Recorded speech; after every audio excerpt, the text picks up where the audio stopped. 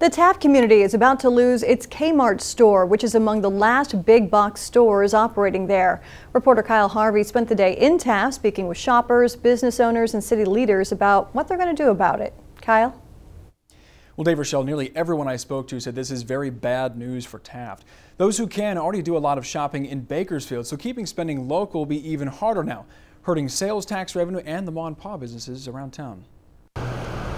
The Kmart closure didn't really catch anybody in Taft by surprise, but that doesn't mean it won't leave a big hole, city planner Mark Staples says. It was the first choice to get clothing and other goods before they would make a trek into Bakersfield. I asked around, what items will Taft shoppers no longer be able to find in town? Jeans and little kids' toys for birthdays and Christmas. Men's clothing and stuff like that. Levi's, boots, baby clothes. There won't be any place to get men's clothing. Florist Deborah Sullivan sees opportunity. A small business, she says, with the right products can thrive, especially in a small business district like Center Street, the way it used to be. Supply and demand. What Kmart is taking away, come in and supply something. But most people seem to think that Taft will need at least one big box option. Yes, they need something here to replace the Kmart. If Kmart's going out, Taft business needs to get in here and do something with this land. What's the challenge going to be? But here's the rub, according to Michael Long, who owns Black Gold Brewery and also sits on an economic development board. Most of the people that work here, the middle class, the people with real earning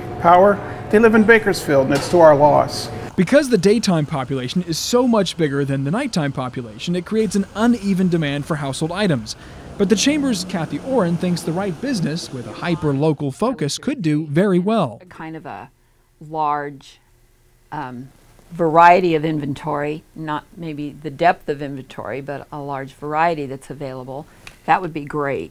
Here's where the rubber meets the road. The city hired a consultant to do a study that can be presented to retailers, a sales pitch to come to Taft.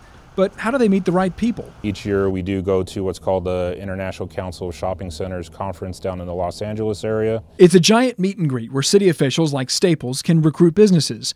He doesn't believe it's unreasonable to hope for something by the end of the year, and he's not the only one that thinks that. And I am optimistic, first of all. I believe that we'll come out of this.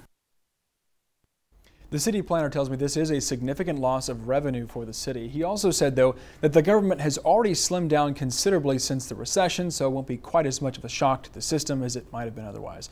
Reporting live in studio, Kyle Harvey, Eyewitness.